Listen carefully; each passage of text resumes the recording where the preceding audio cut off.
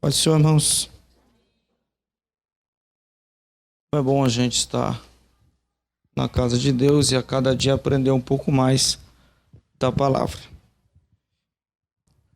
No primeiro dia nós falamos foi no domingo, sobre profecias e o cumprimento de suas profecias, ditas pelos profetas e pelo próprio Senhor Jesus. Falamos também sobre o arrebatamento da igreja. E ontem nós falamos sobre o governo do anticristo.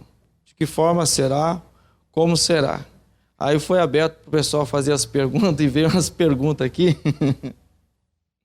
Até que interessante. Algumas delas nós vamos responder. Outras já foi dada no estudo ontem. E algumas nós vamos guardar para amanhã. Nós vamos falar sobre o que é referente a essa pergunta. Uma das perguntas que nós vamos falar amanhã é assim: onde é que nós vamos viver depois do milênio? O que vai acontecer? Nós vamos falar amanhã. Se eu responder hoje, perde a expectativa de amanhã, né? Então amanhã a gente responde isso aí. Uma das perguntas que fizeram aqui, eu separei até um verso aqui no Apocalipse para responder esta pergunta. A pergunta é a seguinte: pastor, a besta que renasce, eu vou falar aqui, vamos gravar, pode deixar, não edita depois não, fala para não editar, pode deixar. Porque é algo que já está mesmo na internet, divulgado, está todo mundo falando sobre isso, todo mundo pergunta. Tem até uma denominação que bate os dois pés juntos, dizendo que é ele. Fala sobre a besta. Quem que é a besta? Então a pergunta aqui é: a besta que renasce é o Papa João Paulo II? O Vaticano está sobre 7 montes, como se refere a besta e a prostituta que tem Eu não fiz curso de linguística não, tem coisa aqui que não dá para entender. Sei que tem a ver com a prostituta e a Babilônia, escrita no Apocalipse. Tá. Apocalipse capítulo 13, versículo de número 11. Apocalipse 13, verso de número 11.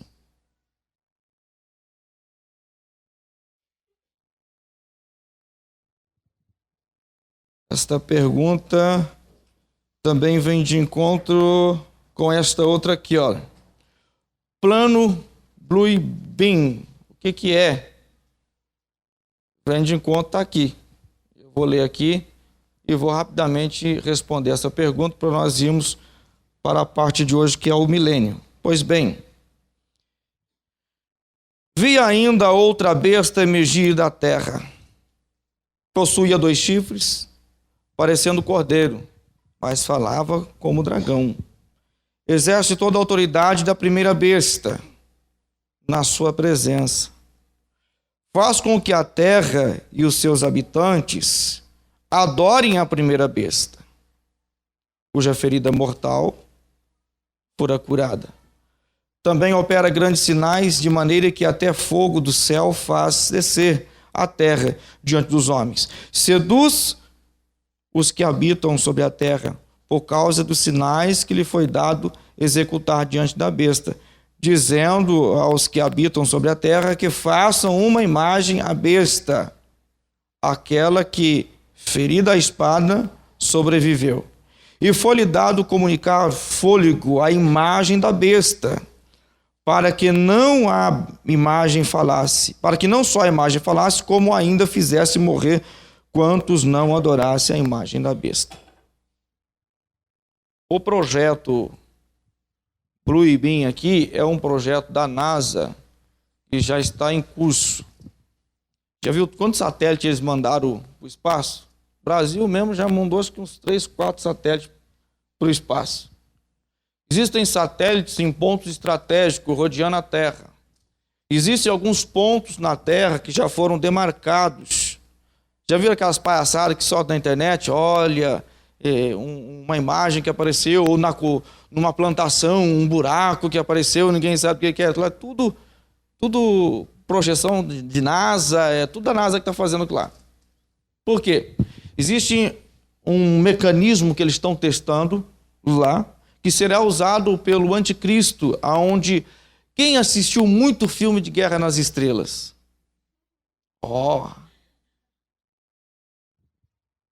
Tamo junto. Quem gostava muito de filmes de ficção aqui? Tamo junto. Sempre nesses filmes existem aquelas imagens projetadas. A pessoa não está lá, mas está a imagem. O que chamam de holograma. Não é? Seria, eu vou falar com fulano. Apertava uma teclinha lá e aparecia ali a imagem da pessoa falando com eles. A NASA tem esse projeto em que vai projetar a imagem de uma pessoa nos ares. Em determinado ponto, você está um grupo de pessoas e aparece a imagem ali. Vai ser emitido um som de baixa frequência em que com ouvidos você não vai ouvir audivelmente, mas vai entrar dentro do seu cérebro e acionar um mecanismo que o cérebro humano tem lá no subconsciente. Você está me entendendo? É o que Satanás faz quando as pessoas dizem que estão ouvindo vozes. Os que são chamados de esquizofrênicos, estão ouvindo vozes. Satanás emite um som de baixa frequência que só ele ouve. Não ouve aqui, na mente. E então ordena ele fazer as coisas as loucuras que ele faz.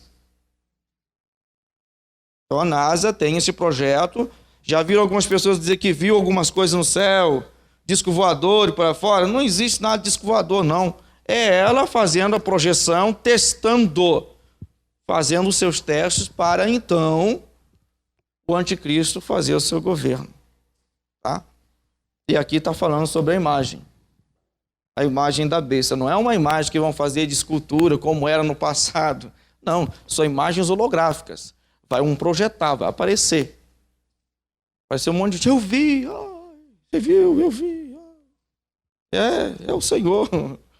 É isso aí. Aí pergunta aqui, é o Papa? Aqui fala sobre a besta, uma segunda besta, que fala na presença da besta que foi ferida de morte e a ferida foi curada. Não é? Existem muitos vídeos na internet falando a respeito disso. Existem teses que falam sobre isso aí. Pois bem, o Apocalipse fala que a besta vem de um governo, e que governo é esse? De um local que é cercado por 7 montes. O Vaticano está cercado por 7 montes. O país Vaticano é um país pequeno e é governado por um rei. O Papa já não é só um líder, por isso que existem pessoas que não entendem. Né? Não entendem, por que ele vai e é recebido com honras em todos os países? Primeiro, ele é visto como um rei. Então ele tem que ser recebido em qualquer país que ele for com honras de um governante, de rei. Ele não pode ser recebido como qualquer pessoa. Tirando a patente de rei agora, ele agora é um governante de uma religião. Então ele tem 2 patentes. Ele é governante de uma religião e é governante de um rei. O Apocalipse fala dos governos, dos chifres que crescem, um é maior que o outro, um destrói o outro e parará, aquela coisa toda. A visão de alguns, tá? Eu não estou aqui afirmando que seja e também não estou dizendo que não seja. É um caso muito sério se você chegar aqui e afirmar uma coisa, se você não tem um respaldo. Existe muita coisa que encaixa, mas o encaixar não significa ser exato, mas também não significa que não seja. Tá? A visão do anticristo, eles colocam como o título do anticristo, vindo em cima de pessoas que têm o mesmo título. No caso, a figura dele que governa não só um país, mas como uma religião. E o anticristo ele vem como um governante e vem como uma religião. Né? Bento XVI, antes de abdicar o trono, ele escreveu uma cartinha e mandou para os Estados Unidos, e o pedido dele é que fosse melhor escolher um líder, para acabar com a miséria e com as guerras no mundo. Essa é a ideia do anticristo. Fala da besta que foi ferida e um outro que surgiu, que anunciava a outra. fala que o governo de um seria tão curto. João Paulo morreu. O próprio Vaticano guarda o caixão dele, é o único papa que é vigiado 24 horas depois de morto. Existe uma câmera filmando ele. Ele foi enterrado em forma de vampirismo. O que é esse enterro de vampirismo? Existe ossos cruzando o caixão dele para que ele não levante. Até a Igreja Católica, isso é verdade. Isso aqui não é historinha que eu estou contando, não. Isso aqui é verdade. Já viram o enterro dele, como é que foi? Vocês não viram? Puxa na internet que vocês vão ver. O camarada parece que está dormindo ali. Não parece que está morto, parece que está vivo. E ele então foi enterrado ali. Eles têm medo, esse novo Papa, Francisco, pode puxar na internet aí. Perguntaram para ele que se ele não tinha medo de ser popular. Porque agora ele está com as mesmas pregações de João Paulo II. Olha a besta, aqui conforme refere-se aqui, o que dá a entender que a besta refere-se ao que foi ferido, a outra que foi ferida. Tudo que ele está falando era projeto do outro Papa que faleceu, que morreu. Pois bem, perguntaram para ele se ele não tinha medo de ser tão popular, tão... Ele falou assim que ele tinha medo dele mesmo. Porque também dentro do Vaticano existem muitos segredos, e um dos segredos que eles não revelam é o medo do poder do anticristo vir através deles. Sabiam que Papa João Paulo II teve um filho? Quem sabia disso? Teve. Teve uma judia. O anticristo, a pessoa do anticristo, terá uma corrente sanguínea de judeu, para que os judeus possam fazer aliança com ele. Teve. Filho do Papa João Paulo II, existem muito poucas imagens dele na internet, vazou, mas ele é idêntico ao Papa João Paulo II. E já é arcebispo da Igreja Católica dentro do Vaticano. A visão que algumas pessoas têm é de que ele esteja sendo preparado para assumir o lugar do Papa João Paulo II, dando ao mundo uma falsa ressurreição do outro. Olhando para ele e olhar para o que morreu é a mesma coisa. Hoje ele já está acho que com 60 anos mais ou menos, deve ter a idade desse rapaz, desse camarada. Mas se botar as roupas de um papa nele, é o Papa João Paulo II quando começou o seu papado. Então, estou respondendo aqui para você por que as pessoas acreditam que seja ele. Tá? Também refere-se que a besta falaria na presença da outra, porque o reinado de uma seria curto. O Papa Bento XVI renunciou. Continua dentro do Vaticano. Tudo que o outro fala, ele está vendo. Então, existem algumas coisas que a gente também não pode afirmar que é o fulano de tal, que é a pessoa lá que vai ser a besta. A palavra besta aqui significa monstro, literalmente monstro. Alguém com poder de aterrorizar. Você vai ver aqui no capítulo 14, falando sobre... Capítulo 14 não, capítulo... 13, fala da besta que emerge do mar. A figura dele, que tinha 10 chifres e 7 cabeças. 7 cabeças são 7 montes, de onde ela vem. E sobre os 10 chifres, 10 diademas. Governo que vai ser dividido o mundo, que eu falei ontem, em 10 partes. Cabeça os nomes de blasfêmia. A besta que vi era semelhante ao leopardo, com pés de urso e boca como de leão. E deu-lhe o dragão o seu poder e o seu trono e a sua autoridade. Ou seja, o próprio diabo vai entrar nele. Vai dar todo o seu poder e autoridade sobre ele. Algumas coisas, através desse projeto da NASA aqui, vai acontecer e as pessoas vão dizer que é milagre. Mas não é. Por isso que a Bíblia diz que deu a ele poder de sair fazendo milagres. fazer chover. A NASA consegue fazer chover onde ela quiser. Sabiam disso? Ela consegue. E por que ela não acaba com a seca no mundo? Eles conseguem. Conseguem ir lá em cima, soltar algumas porcariadas lá e fazer chover. Né? Aqui nós estamos vendo tudo isso aí. Nós estamos vivendo, como disse ontem, o período da maior tecnologia já vista em todo o mundo. Nós estamos no ápice da tecnologia. Já estamos. Estão tentando fazer a teletransportagem de alguma coisa, de equipamento, seja o que for, fazer sumir daqui e aparecer lá, para fazer que a matéria humana seja teletransportada. Quem lembra daquele filminho que tinha o Spock lá?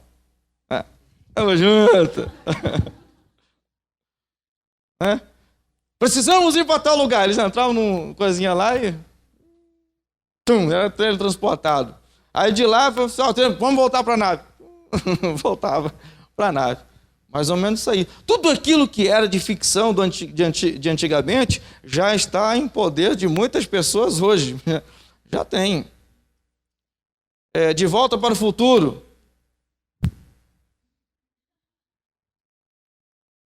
Do seu tempo.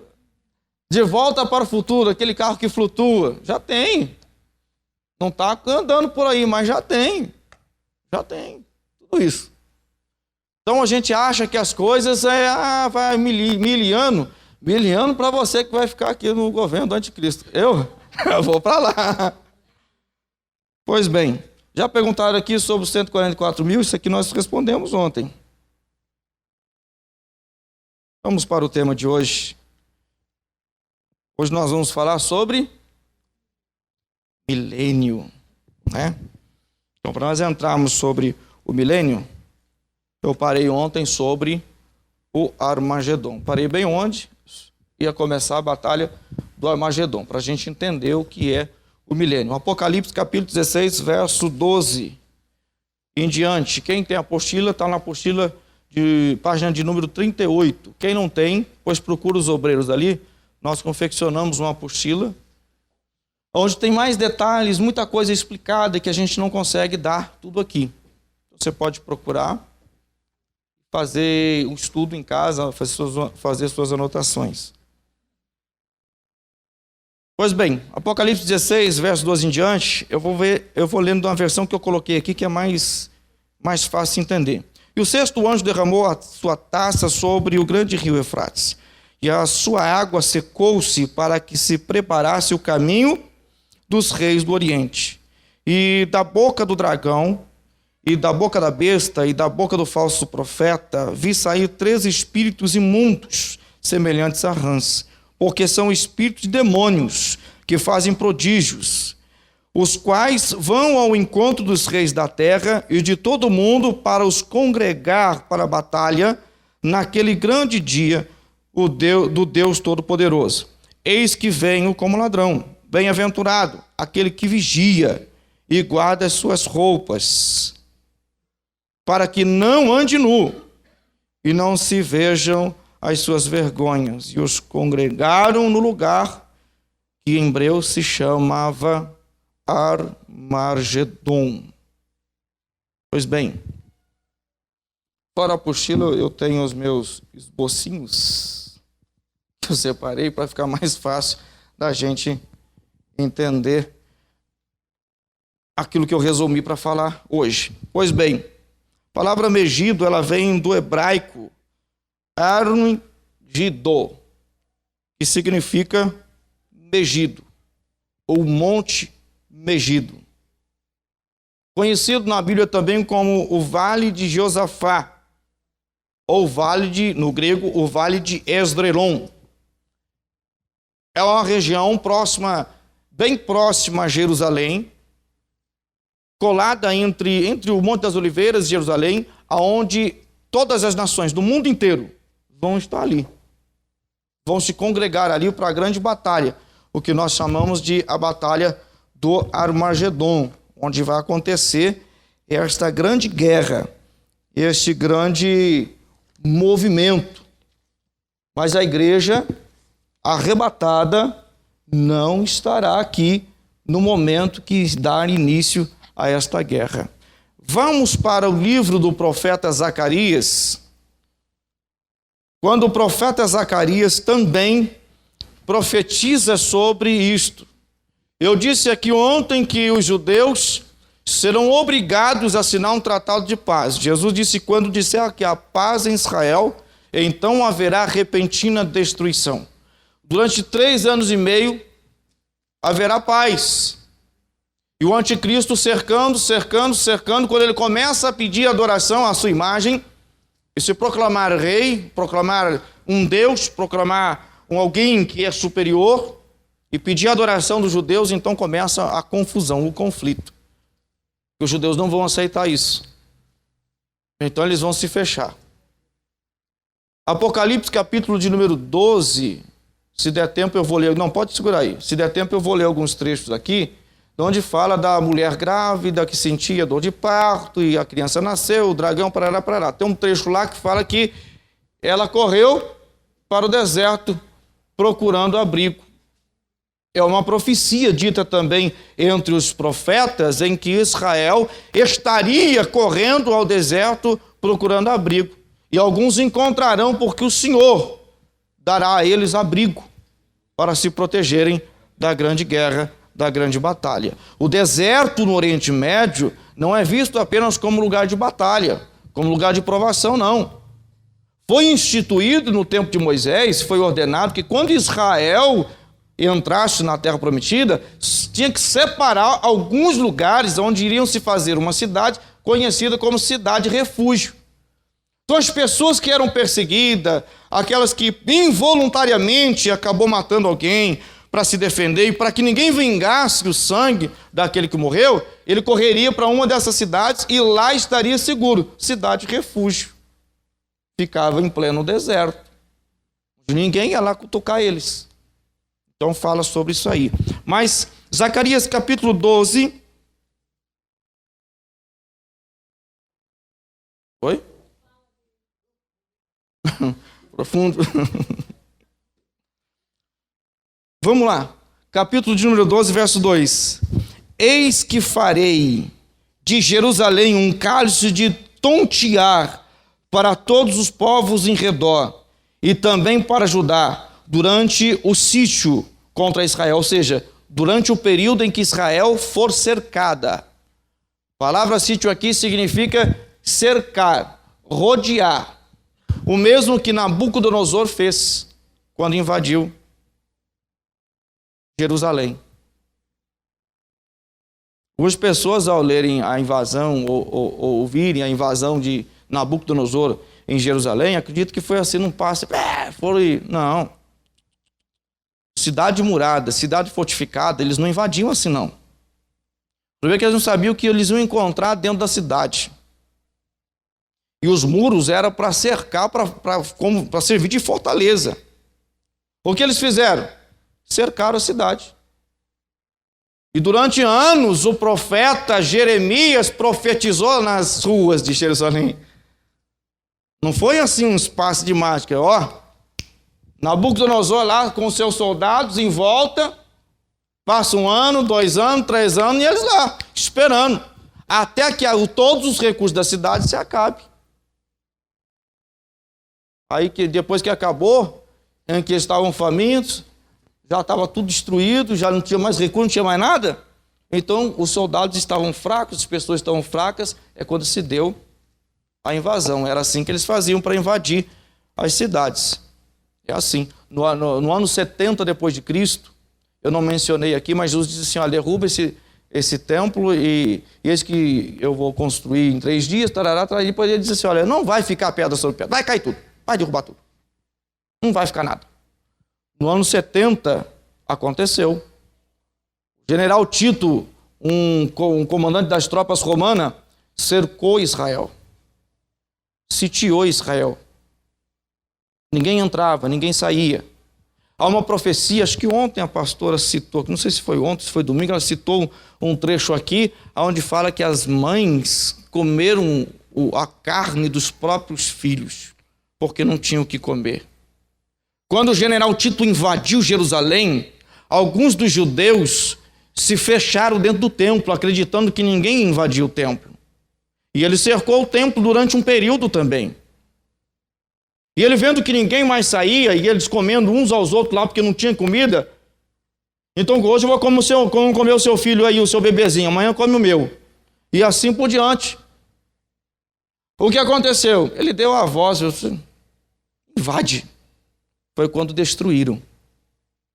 Derrubaram o templo e começaram a derrubar as construções em volta do templo.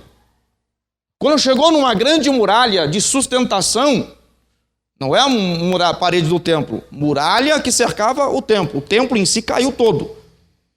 Hoje, no lugar do templo, existem 2 mesquitas islâmicas.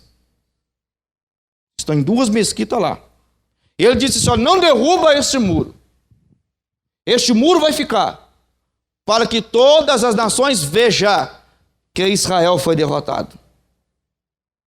Por isso que existe o muro conhecido como o Muro das Lamentações, em que os judeus vão lá e fazem as suas orações e depositam os seus pedidos ali. Atrás daquele muro está aquela cúpula de ouro, né? Uma mesquita. Está lá. O 3º templo será reerguido. Só pode ser reerguido depois que aquela cúpula for retirada. Por que Israel não tira de lá? Porque é a única região dentro de Jerusalém que está em poder dos muçulmanos. Depois daquele muro, judeu não pisa. E está dentro de Jerusalém. Pois bem, então o versículo número 3. Naquele dia farei de Jerusalém uma pedra pesada para todos os povos. Todos os que erguerem se ferirão gravemente. E contra ela se ajuntarão todas as nações da terra. Naquele dia, diz o Senhor, ferirei de espanto a todos os cavalos e de loucura os que os montam. Ele fala sobre os tanques de guerra. Ele fala sobre tanques de guerra. É uma confusão que Deus vai colocar naquele dia, em que vai haver aquilo que eles chamam de, o soldado lá morreu no quê? Fogo amigo. O que é isso? Isso aí é uma palavra de guerra, é uma frase de guerra. Significa que uma bomba que jogaram do seu próprio exército caiu no lugar errado e matou ele. Eles vão mirar para Jerusalém. E de alguma coisa vai acontecer, eles vão ficar confusos, vão confundir farda, vão confundir os tanques, vão confundir alguma coisa e vão se autodestruir. Soltar. Pô, rapaz, que errou. Era tanque nosso. Você não viu a bandeirinha lá? Não, vi bandeira nenhuma. No meio da confusão, eu vou ver bandeira? Vou ver bandeira coisa nenhuma. Pois bem, versículo de número 5. Então os chefes de Judá dirão consigo mesmo, e os habitantes de Jerusalém, são a minha força no Senhor dos exércitos, seu Deus. É o momento em que o Senhor vem para governar. Versículo de número 7. O Senhor salvará primeiramente as tendas de Judá, para que a glória da casa de Davi e a glória dos habitantes de Jerusalém não seja exaltada acima de Judá. Depois eu vou falar sobre isso aqui quando a gente entrar agora no milênio. O que vai acontecer? No auge da batalha, Israel cerca-se, alguns correram para o deserto tentando fuga, e os que ficaram em Jerusalém estão sitiados, estão cercados. E o anticristo está querendo invadir, entrar dentro do templo e sentar-se no trono, na Arca da Aliança, que é o trono de Deus. O objetivo dele é lá. Sabe por que durante anos nações tentaram dominar Israel? Eu vou dizer para vocês, desde a antiguidade, corre-se um mito de que quem conseguir dominar Israel, dominar Jerusalém, consegue governar o mundo. É por isso que o Irã tem a ânsia de destruir Israel. É por isso que os Estados Unidos apoia Israel, porque se ele for aliado de Israel, na concepção deles, eles estão bem na foto. Eles estão bem na foto. Isso hoje, que naquele dia também estarão na batalha. Quem vai estar na batalha do Armagedon? Eu separei aqui. Eu separei algo aqui da visão que se tem do Vale Megido na concepção hebraica. O seu significado significa derrubar, matar, cortar, decepar, matança. As maiores guerras já enfrentadas no mundo foi enfrentado lá. Na Bíblia, em Juízes 4 e capítulo 4 e capítulo 5, registra Débora e Baraque que derrotaram os cananeus aonde? Ali, Vale de Josafá. Gideão triunfou sobre os midianitas em Juízes capítulo 7 aonde? Foi ali. Foi ali que com 300 homens ele levantou uma tocha, tocou o chofar e derrotou eles. Foi ali. Uma confusão dos céus desceu no arraial dos midianitas e um matou o outro. O mesmo que acontece aqui no livro do profeta Zacarias, na visão que ele tem. Uma confusão será colocada entre eles. Também aconteceu uma batalha entre Saul e os filisteus. Está em 1 Samuel, capítulo 31, versículo 8, onde Saul foi derrotado e morreu. Acasias também foi morto por Jeú, também neste lugar. E Josias foi morto na invasão dos egípcios, quando os egípcios invadiram a região e matou o rei Josafá ali. Outros reis que lutaram ali na nossa era, um deles foi, na nossa era não, que já passou, mas é bem conhecido, Napoleão. Alguém já ouviu falar desse camarada?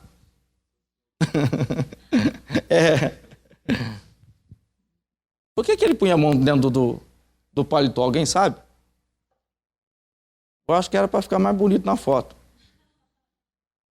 Mas é a figura daquele general, com aquele chapéuzinho esquisito na cabeça, com a mãozinha assim, olhando para o nada. Ele enfrentou uma batalha lá também e foi derrotado. Ali ele perdeu uma guerra no Vale de Josafá. É só para título de curiosidade de vocês. Pois bem, no auge da grande tribulação, onde as 7 taças foram derramadas, os 7 selos foram abertos, as 7 trombetas já foram tocadas, pragas por todo o mundo. Vale lembrar que a tribulação é para o planeta todo, não é só para Jerusalém. A batalha do Armagedon, sim, se dará ali em Jerusalém. E quando estiverem sitiados, estiverem cercados, não tiver mais para onde fugir, não tem mais o que fazer, o que vai acontecer? Começa então o que eles esperam, o glorioso dia da vinda do Messias. Porque nós cristãos conhecemos como a sua segunda vinda. Esta sim, este retorno dele será visível para todas as pessoas. Abra sua Bíblia em Mateus capítulo número 24.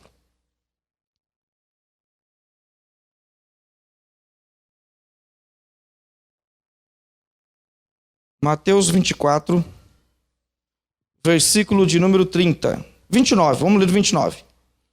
Logo em seguida a tribulação daqueles dias, o sol escurecerá, a lua não dará sua claridade, e as estrelas cairão do firmamento, e os poderes dos céus serão abalados. Então aparecerá no céu o sinal do Filho do Homem. Todos os povos da terra se lamentarão, e verão o Filho do Homem vindo sobre nuvens do céu com poder e muita glória. Que maravilha. Uma pergunta aqui que me fizeram: por que os judeus não aceitam a Jesus?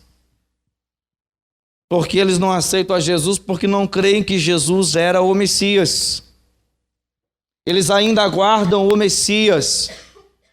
O rabino que eu citei aqui, se não me engano, no domingo, Kaduri, antes de sua morte, ele escreveu um bilhetinho lá e falou para o seu filho: olha, só revela depois de 1 ano da minha morte. Depois de um ano da morte dele, foi revelado o que está escrito lá.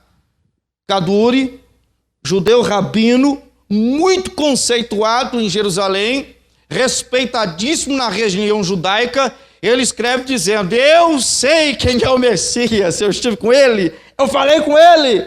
Hashem mostrou quem é ele. E qual foi a surpresa de todos os judeus ao revelar o nome do Messias? Ele disse lá, o nome dele é Yeshua, no hebraico, Jesus. A Bíblia diz que os judeus se lamentarão por ver que aquela figura que vem descendo, montado num cavalo, com poder, grande glória, entre as nuvens, era o Messias, a quem eles rejeitaram. Como quem diz, por que a gente não aceitou? A gente ia ter encurtado essa guerra toda. Jesus, antes dele entrar em Jerusalém, montado jumentinho, ele dá uma parada, olha para Jerusalém e ele chora. Ele chora e ele diz: ah, Jerusalém, Jerusalém, que mata os seus profetas. Se tivessem me aceitado da maneira que eu vim, o mal que está por vir sobre vocês não aconteceria. Jesus chora, porque ele diz assim: se vocês me aceitassem aqui, humilde como eu sou, eu me assentaria no trono em Jerusalém com vocês, e o mal não desceria, a espada não viria. Mas eles rejeitaram. Rejeitaram. E nesse dia glorioso, quando verem a figura de Jesus vindo, puxa vida, quanta coisa podia ser diferente. E por que não é diferente? Eu pergunto para você hoje, por que as coisas na sua vida não é diferente? Quantas vezes nós rejeitamos a Jesus com nossas atitudes e palavras? Quantas vezes a nossa ação do dia é uma fase de rejeição de Cristo? Jesus foi pecador? Não, mas eu sou, pastor. E porque você é pecador, você vai continuar pegando, só simplesmente porque a Bíblia diz que o homem é pecador? Você não faz nenhum mínimo de esforço para não pecar? Ah, já estou aqui mesmo. É mais ou menos isso. Já cheguei até aqui mesmo. Não consuma o pecado. Às vezes a situação até te leva ao encontro do pecado, mas sai fora. Olha que testemunho lindo foi dado pelo próprio Hashem. Satanás, você, vem cá, Satanás, vem aqui na frente aqui. Lá vem Satanás, lá vem ele perguntar. E a Bíblia diz assim, e o Senhor perguntou: de onde você vem? Rodear a terra, passear para ela. Já que você está rodeando, passeando em tudo quanto é lugar, então você viu. Viu quem? Meu servo Jó.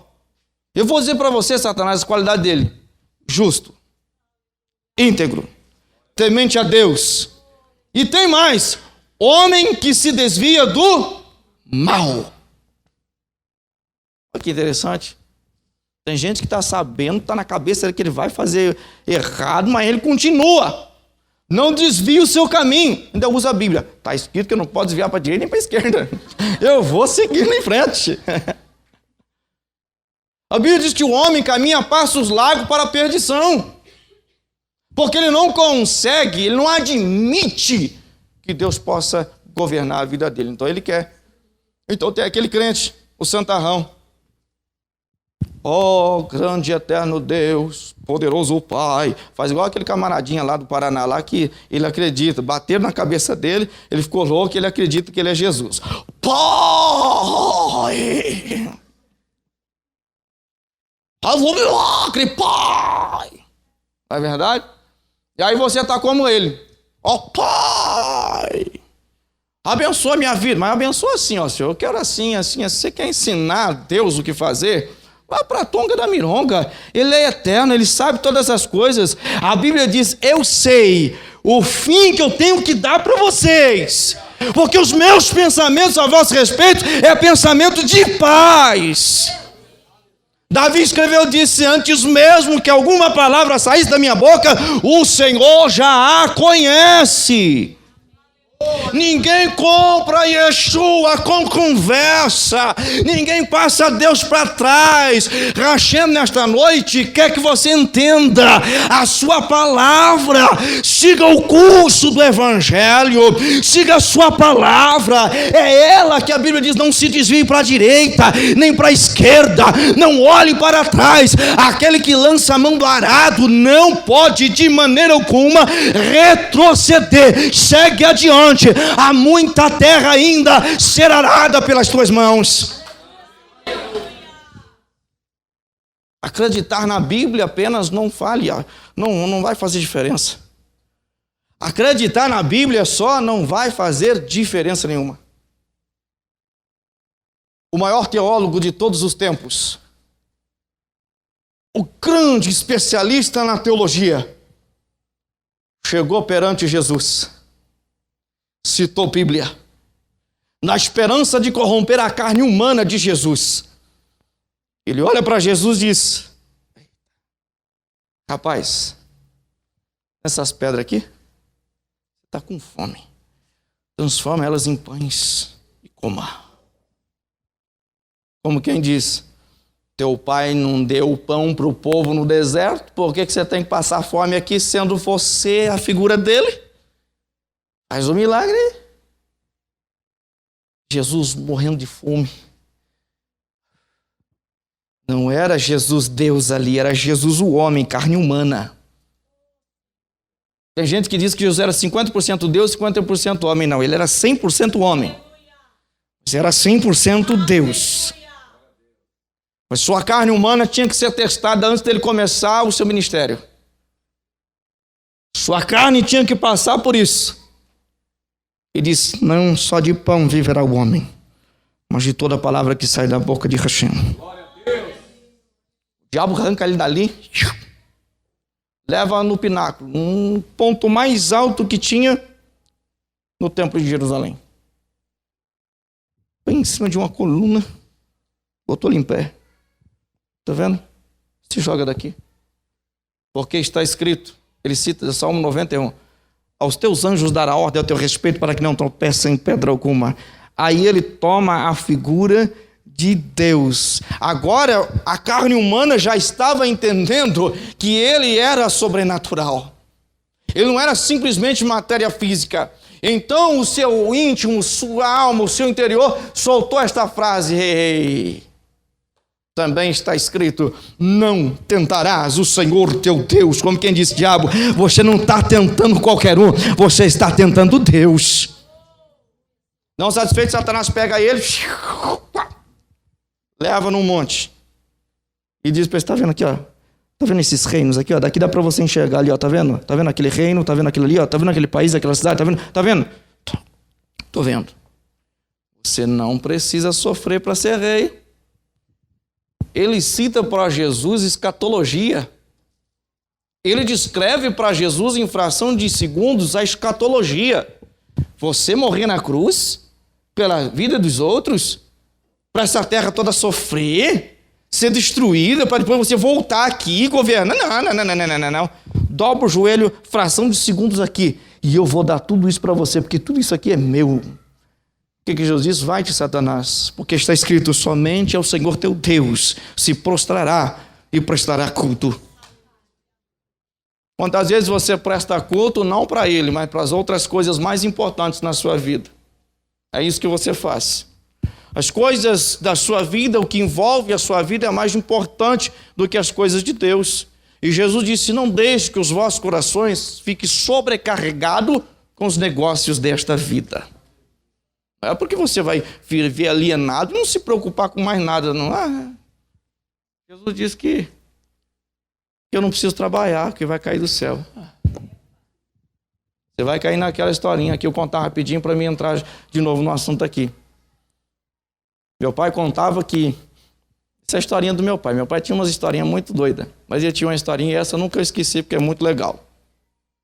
Você pode se identificar com essa pessoa. O camarada viu carregar um cara numa rede. E estavam carregando ele. Falou: peraí, que vocês vão levar isso aí? Isso aqui é o preguiçoso. Mas o que vocês vão fazer com o preguiçoso? Vamos enterrar ele, porque essa praga aqui não presta para nada. Vamos enterrar ele. Estamos levando ele, também não faz nada. Ó, ele está quieto aqui. Ó, coitado dele. Pega ele, coloca lá no meu celeiro lá. Tem um monte de banana lá. Deixa ele lá viver lá. Come lá banana, deixa ele lá. Coitado. O cara é tão preguiçoso que ele fez assim com o dedo assim, ó. A banana tá com casca ou sem casca? Ué, tá com casca. Toca esse enterro para frente. Tem gente que tá mais ou menos assim. Jesus, Deus abençoe. Você não faz nada. Vai fazer alguma coisa, se levanta, chacoalha. Né? Deixa de ser preguiçoso. Corre atrás. É a crise, pastor. E aí você usa a crise e fica o dia inteiro sentado em frente à televisão. Né? Televisão de quem que é? Quem quer TV? Quem não teve aqui, agora está em choque. Caramba, eu tenho uma de 50 polegadas. Puxa vida, e agora? Quantos capirotos cabem nessa de 50 polegadas? Se eu vim aqui para ouvir o pastor falar sobre quanta televisão, não. A televisão é de quem comprou, não é do diabo. Foi assim que eu defendi quando alguém falou para mim, essa televisão é do diabo. Não, a nota fiscal está no meu nome, está aqui, Gilberto Neves, aqui, Hã? Pois bem, vamos voltar aqui pro estudo. Quando Jesus voltar, abra sua Bíblia em Apocalipse capítulo 19. Apocalipse capítulo 19. Tem uma palavra em Cantares, um trecho virou até canção. A canção era mais ou menos assim. E ele vem.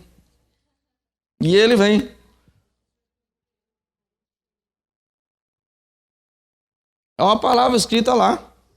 A Sulamita, a futura esposa de Salomão, ela descreve isso, falando que o esposo vem montado num cavalo como que saltasse sobre os montes ao encontro dela. Faz uma alusão profética, escatológica do Messias. Olha o que está escrito em Apocalipse capítulo 19, versículo 11. Vi o céu aberto, eis um cavalo branco, e o seu cavaleiro se chama Fiel e Verdadeiro, e julga e peleja com justiça. Os seus olhos são como chama de fogo. Na sua cabeça há muitos diademas. Tem um nome escrito que ninguém conhece senão ele mesmo. E está vestido com um manto de linho, com um manto tinto de sangue. E o seu nome se chama Verbo de Deus. Onde é que você viu isso aqui? Em João, capítulo 1, no seu evangelho. No princípio era o Verbo. O Verbo estava com Deus, porque o Verbo era Deus. Agora ele vê essa palavra que ele escreveu. Eita, essa figura que eu estou vendo é o Verbo. É o Verbo na figura, na concepção judaica. Eu falei aqui num culto, tem muita gente que não estava aqui. Quando Moisés se encontra com Hashem lá no Sinai e tem uma conversa com ele, e fala assim, olha, o senhor não vai mais comigo, o povo pecou, tá bom, mas o senhor disse que um anjo vai comigo, mas não me revelou qual é o nome dele. Mostra-me o teu caminho. Como mostrar o caminho se Moisés, através de Moisés, veio 10 pragas no Egito? Através de Moisés, a água saiu da pedra. Através de Moisés, o mar se abriu, o mar também fechou. Como é que ele não conhecia o caminho do Senhor? Acontece que ele não pede para conhecer o caminho literal, um caminho que liga uma terra a outra, uma distância a outra, não. Na visão judaica, era o Messias. Ele diz assim, faz-me conhecer quem é o Messias. Era isso que ele estava perguntando. Eu quero conhecer o Verbo. Eu quero conhecer aquele que era. Eu quero conhecer aquele que é e aquele que será eternamente. Na Torá, eu nem trouxe a Torá hoje aqui, mas na Torá está escrito esse encontro dele com Deus, que ele vê lá, Deus de costa, tá, aquela coisa toda, que ele entra na fenda, aquela mão que vem cobrindo ele. Está escrito, na Torá está escrito mais ou menos assim, diferente do que está na língua portuguesa, traduzido por João Ferreira de Almeida. Ali diz que Deus falou com ele, tarará, tarará, tarará. Como pode Deus falar dele na terceira pessoa? Porque na Torá está escrito assim. Ele diz assim: eis que você esconderá naquela fenda, e quando eu tiver passado, eu proclamarei o nome de Hashem. Como Deus falaria dele na terceira pessoa? Quando você passar, eu vou pronunciar o nome de Deus. Ele diria assim: quando você passar, eu vou proclamar quem é o meu nome, qual é o meu nome. E na Torá está exatamente assim que eu vou dizer para vocês aqui. Quando isso acontece, ele diz: eis que ele é compassivo. Ele é o Senhor. Ele começa então a dizer quem é Deus. Aí diz assim: e o seu nome é? Aí ele soletra, porque nós conhecemos como tetragrama. Yod, Re, Vav, Re. E outra vez eu repito: Yod, Re, Vav, Re. Yahvé. O nome dado a Deus ali para que se entendesse. Na realidade, o verdadeiro e eterno, supremo nome dele não havia sido revelado a ninguém. O homem não poderá pronunciar o seu nome e continuar vivendo de tão santo que ele é. E aqui no Apocalipse capítulo 19, o que é que João vê? E ele vem, e em sua testa está escrito um nome que ninguém sabia ler, senão ele mesmo. O seu verdadeiro nome vem escrito aqui. Com poder e glória, esse Jesus vem. Pois bem, agora ele vem, o texto vai dizendo aqui, olha, versículo de número 14. E seguiam-no os exércitos que há no céu, montado em cavalos brancos, com vestiduras de linho finíssimo, branco e puro. Quem é esses exércitos que vêm com ele? Vou tirar isso aqui que o negócio ficou quente. Quem são esses que vêm com ele? Nós vamos ver aqui. Agora começa o momento da grande batalha, da batalha final. Preparação para o milênio. Governo de Cristo. O que acontece ali? Vem com ele dois exércitos. Você pode ver que está escrito aqui os exércitos. Está no plural. É mais de um. Primeiro exército, anjos, vem com ele. Vem para a batalha. Aquele monte de pessoas, e ele vem.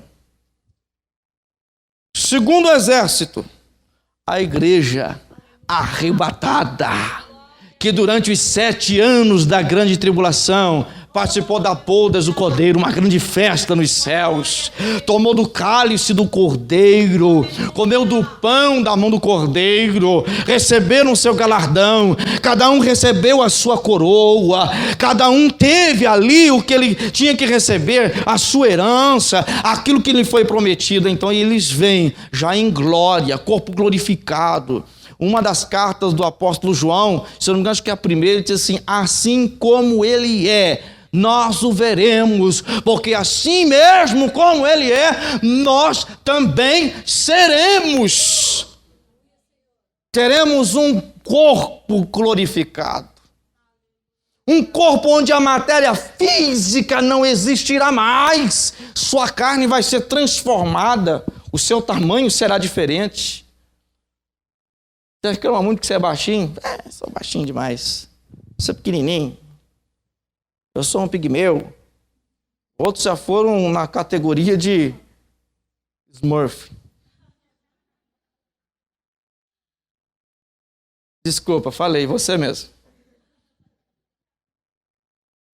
Nós temos lá o Gargamel, lá na porta, e o Smurf, o casalzinho que o ministro aqui nos encontra de casais.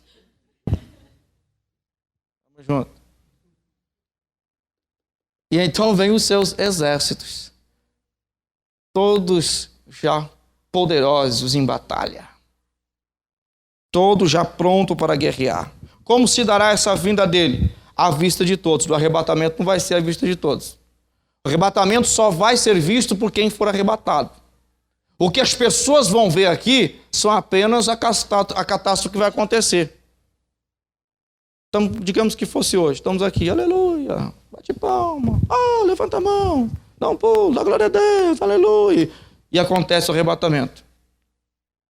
E digamos que você não está preparado para subir. Mas aquele que está do seu lado está. Já era. Vai ficar só um montinho de roupa aí.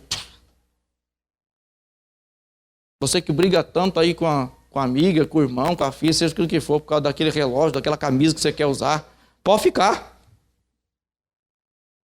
Tem gente que briga tanto por causa desse negócio aqui, ó. Nossa, minha época era tanta confusão entre obreiro porque queria um anel desse aqui. E tinha gente que comprava um anel desse aqui que você nunca tem estudado nada. Aí quantos pastores na época, aquilo lá, aí faziam uma pergunta pro camarada, o camarada ele não sabia. Por quê? Porque nunca tinha estudado nada. Então uma briga por causa de um negócio desse aqui, pode ficar, agora vai, toma logo. Diploma. Quantas pessoas, é bom o diploma para você ter curso, você correr atrás, mas não para esfregar na cara dos outros, porque isso não vale nada. Não vale nada. Um dia meu sogro foi pregar sobre o apóstolo Paulo, e depois que ele pregou, chegou um camarada lá que era teólogo, e falou assim, para falar sobre o apóstolo Paulo, você tem que saber o que você fala, porque não é qualquer um que pode, e porque não sei o quê. Meu sogro disse, fala aqui com a minha mão que eu estou indo embora.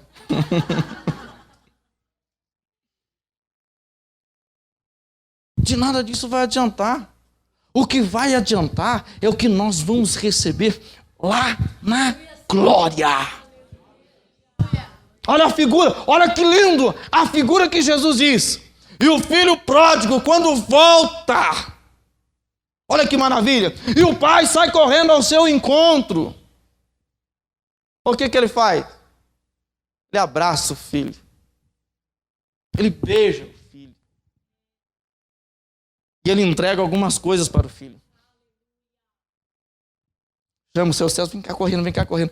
Pega a melhor roupa que eu tenho, a mais bonita. Aquela de festa, pega ela. O que eu vou fazer? Põe no corpo dele. Porque ele está sujo, vamos limpar, põe lá. A minha melhor sandália, o meu melhor calçado, põe no pé dele. E tem mais. Pega o meu anel. Anel tem sentido de autoridade. Poder, selo, coloca no dedo dele o meu anel, porque o que é meu é dele. Ele já tinha gastado tudo que o pai havia dado a ele. O que é meu é dele, a minha autoridade é a autoridade dele, o meu sonho é o sonho dele, o meu projeto é o projeto dele. Tudo que é meu é seu, meu filho. Mas pai, eu não sou digno de ser chamado seu filho. Você é meu filho. Você erra, você peca, você tropeça, e o pai olha para você como um filho, estende a mão para você, você se arrepende, ele te abraça e carrega no colo, ele te leva para tudo quanto é lugar que você quiser, porque ele é pai. Naquele dia, você vai vir com o Messias, vai descer com o Messias, vai estar com o Messias. Sua vinda será vista por todos, esta vinda. Em Judas, versículo número 14, está escrito assim: eis que vindo o Senhor com milhares de seus santos, fazendo referência à igreja arrebatada vindo aqui. Ele virá acompanhado também dos anjos, Mateus 25, verso 31, e quando o Filho do Homem vier em sua glória, e todos os santos anjos com ele, então se assentarão no trono da sua glória. Haverá convulsões na terra, pessoas ficarão atônitas. Mateus 24, 29, e logo depois da aflição daqueles dias, o sol se escurecerá, e a lua não dará mais a sua luz, e as estrelas cairão do céu, e as potências dos céus serão abaladas. Fala sobre os governos da terra que serão abalados. Os grandes líderes da terra ficarão atônitos, não saberão mais o que fazer. E agora? Como nós vamos lidar com a situação? Ele descerá no Monte das Oliveiras. Por que Jesus pregou tanto naquele monte? Jesus foi preso no Monte das Oliveiras, num lugar chamado Getsêmani. Getsêmani era um local onde eles amassavam a azeitona para fazer azeite. Jesus foi preso ali. Jesus falou qual era a característica do cidadão dos céus no Monte das Oliveiras, quando disse: bem-aventurado são os mansos, porque eles herdarão a terra. O Monte das Oliveiras é um monte onde Jesus fez suas melhores pregações. No Monte das Oliveiras, Jesus vai descer, para que todas as pessoas vejam. Como é que todo olho verá? Como é que todas as pessoas verão isso? Como as pessoas vão ver essas coisas? Através da internet, através da TV. Pessoas que estão fora de Jerusalém, os que não foram para a batalha, verão isso acontecer. A grande guerra vai ser filmada, televisionada para todo mundo ver. O poder e a glória do Messias vindo sobre o Monte das Oliveiras. O povo judeu será liberto, literalmente nunca mais haverá perseguição ao povo judeu. Zacarias capítulo 14, versículo 4 ao versículo 5 diz que o Monte das Oliveiras será fendido pelo meio. Ele vai dividir o Monte das Oliveiras. Vai vir com tanto poder, tanta glória, tanta luz, que a terra não vai suportar, ela vai recuar.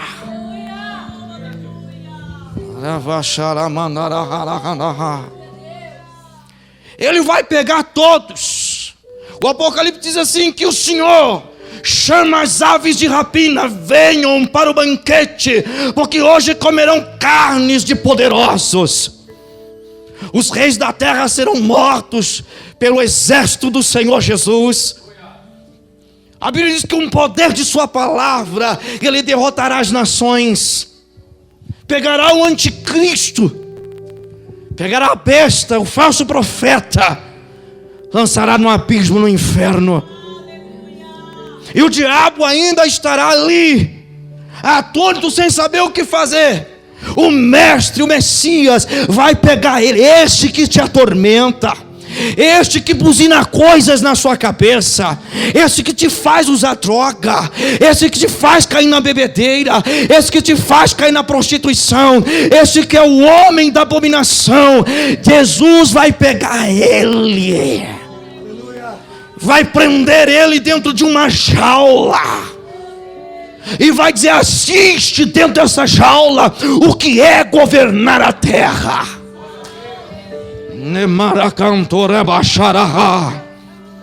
E ele vem com poder e grande glória para governar a terra. O que o meu povo espera até hoje é isto: o Messias sentar-se no trono. Jesus vai entrar não mais montado, pastora, num jumentinho,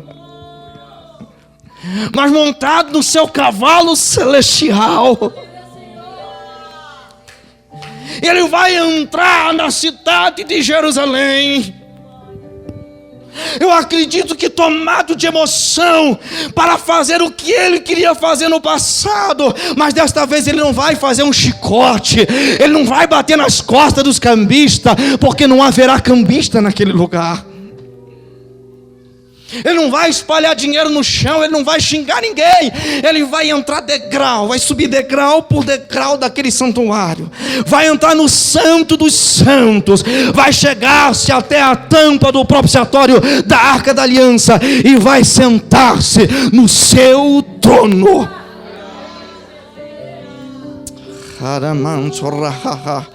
E então começa o reino milenar de Cristo. Quem vai governar com ele? A igreja, os seus santos serão os governantes desta terra.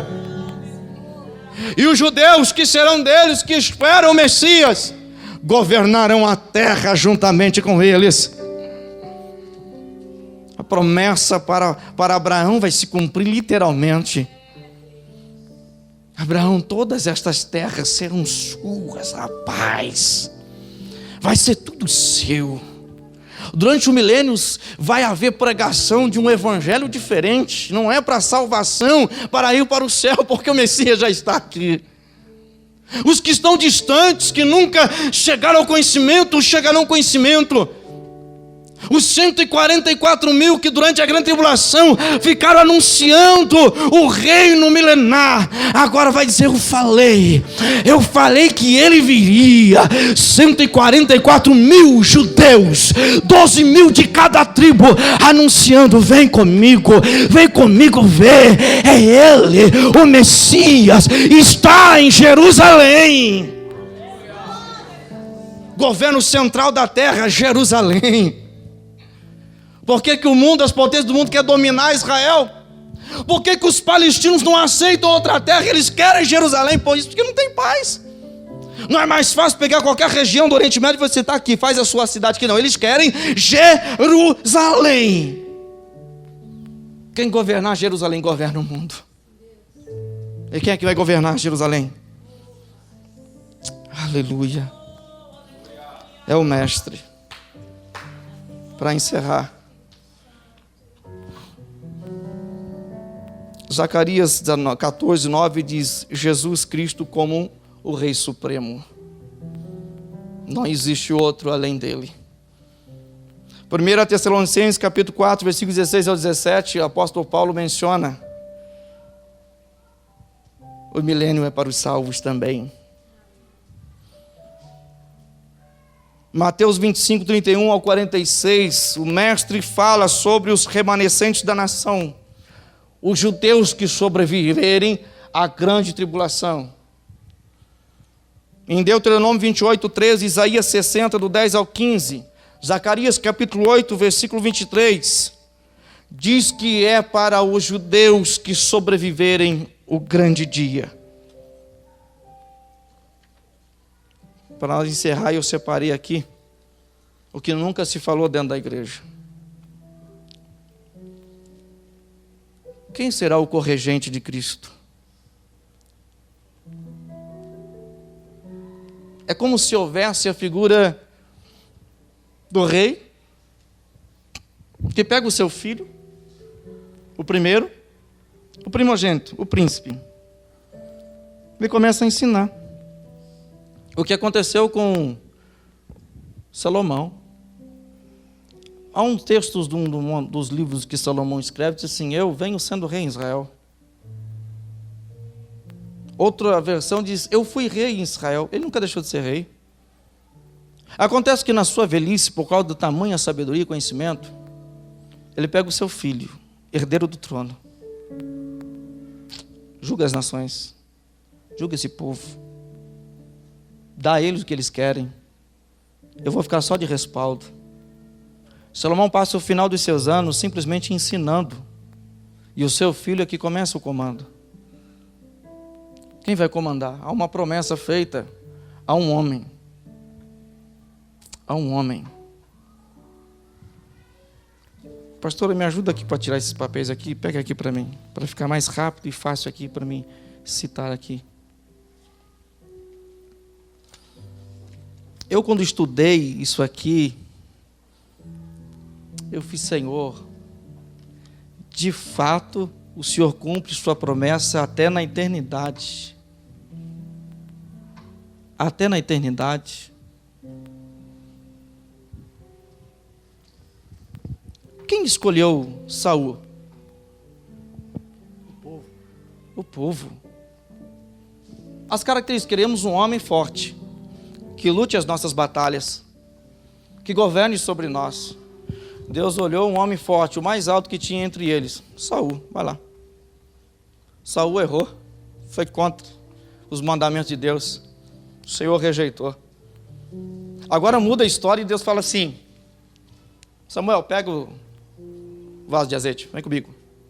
Pronto, vamos para a casa de Jessé. Quem é Jessé? Vamos lá que eu vou te mostrar. Jessé nem era conhecido. Quando chega lá, ele vê os filhos de Jessé, aqueles homens fortes. 3 deles já eram soldados de Saul. Já eram guerreiros. Que homem bonito! É esse o homem em quem eu vou ungir. Deus falou assim: não. Eu não vou escolher conforme o povo escolheu. Não será um homem alto, nem forte, nem bonito. Passaram todos os filhos e ele foi meio injuriado. Falou assim: acabou? Não tem mais ninguém? Tem. Tem um menorzinho lá. E eu falei num culto aqui, por que ele era desprezado? Por que ninguém queria saber dele? Ele não podia comer na mesma mesa que os irmãos, rejeitado. Por isso que ele ficava no campo. E é por isso que Saul, que o profeta Samuel fala para ele: olha, ninguém senta na mesa, ninguém come antes desse menino chegar. E quem é que vem correndo todo suado? E a Bíblia diz que era ruivo. Já viu o judeu ruivo?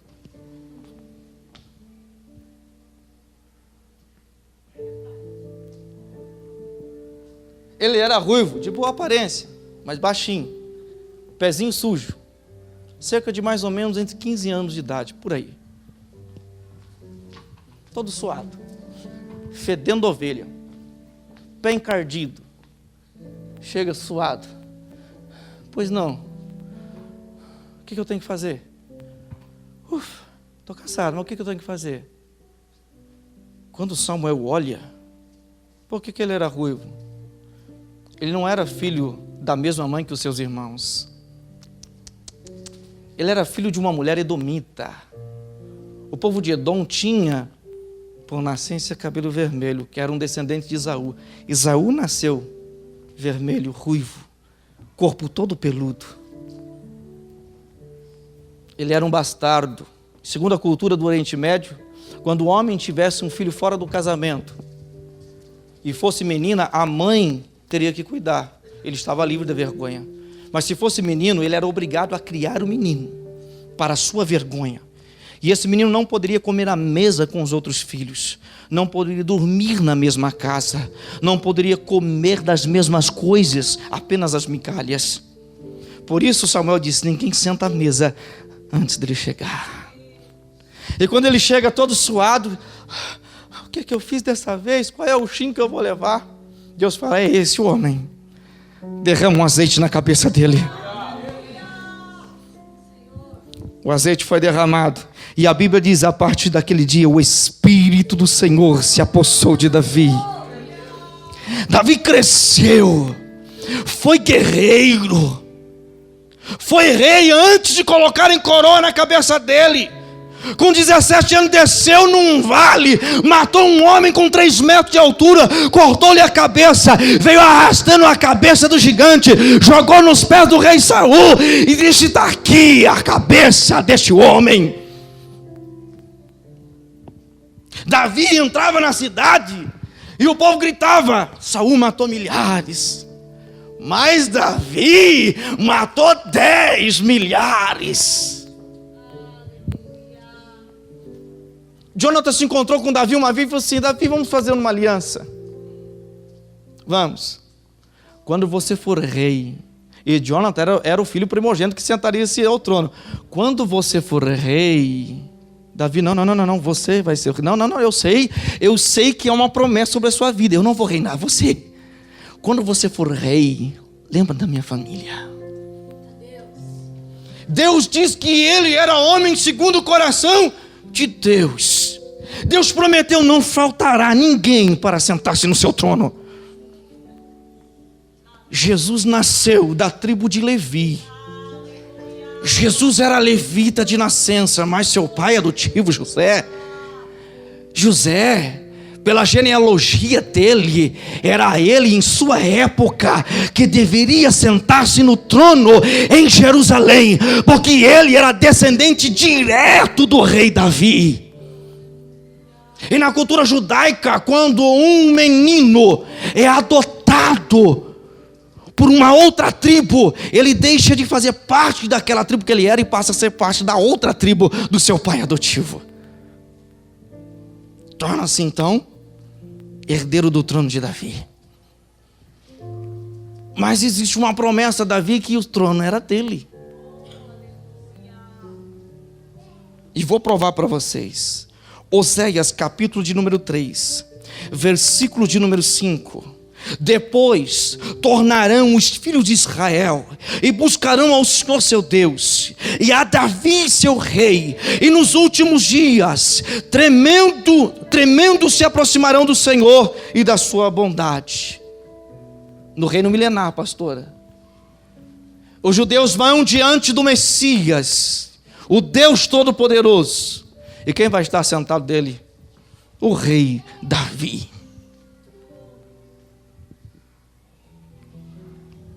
Outro texto que prova isso, Ezequiel capítulo de número 37, versículo 24 e versículo 25, está escrito: o meu servo Davi reinará sobre eles, todos eles terão um só pastor, andarão nos meus juízos e guardarão os meus estatutos e os observarão. Habitarão na terra que dei a meu servo Jacó, na qual vossos pais habitarão nela, eles e seus filhos, e os filhos de teus filhos para sempre, e Davi meu servo será o seu príncipe eternamente. Ezequiel capítulo 34, versículo 22 em diante, está escrito assim: eu livrarei as minhas ovelhas, para que já não sirvam de rapina, e julgarei entre as ovelhas e ovelhas, e suscitarei para eles um só pastor, e ele as apacentará. O meu servo Davi é quem as apacentará, e ele lhe será de pastor. Eu, o Senhor, lhe serei por Deus, e o meu servo Davi será o príncipe no meio deles. Eu, o Senhor, é quem disse. Que maravilha! Um Deus que se lembra de suas promessas na eternidade. Se coloque de pé.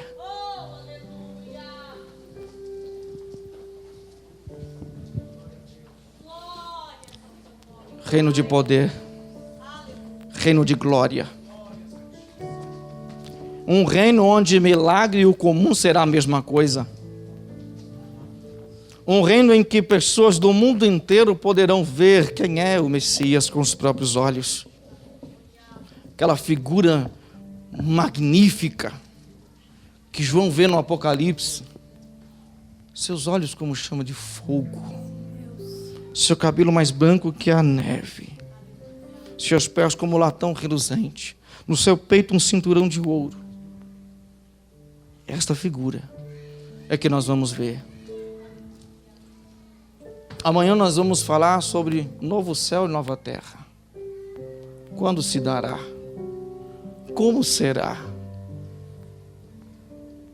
Se Jesus não vier agora e você for chamado para a eternidade, onde é que você vai morar? Pastor, eu vou morar no céu. Qualquer um que morrer vai falar que vai morar no céu. Que céu é esse? Para onde é esse céu? João diz: vi um novo céu, vi uma nova terra. Nós vamos falar sobre isso amanhã. Reino milenar. Quem vai participar do reino milenar? Se eu pudesse erguer os pés, eu levantava também um. Porque eu quero participar com ele. Eu vou descer com ele com poder e grande glória. Eu vou descer com ele entre as nuvens. Eu não sei qual será. Hoje eu tenho medo de cavalo. E morro de medo de cavalo. Não chego perto desse bicho, mas nem amarrado. Mas naquele dia eu vou vir de Pocotó. Eu vou descer nas nuvens de Pocotó com ele. Não sei se é do lado ou no meio, sei lá, não importa. O que importa é que eu vou estar feliz. O que importa é que nós vamos nos encontrar. E naquele dia você vai dizer: você tem razão. Aconteceu. Enquanto eles vão cantar esta canção, nós vamos orar por você.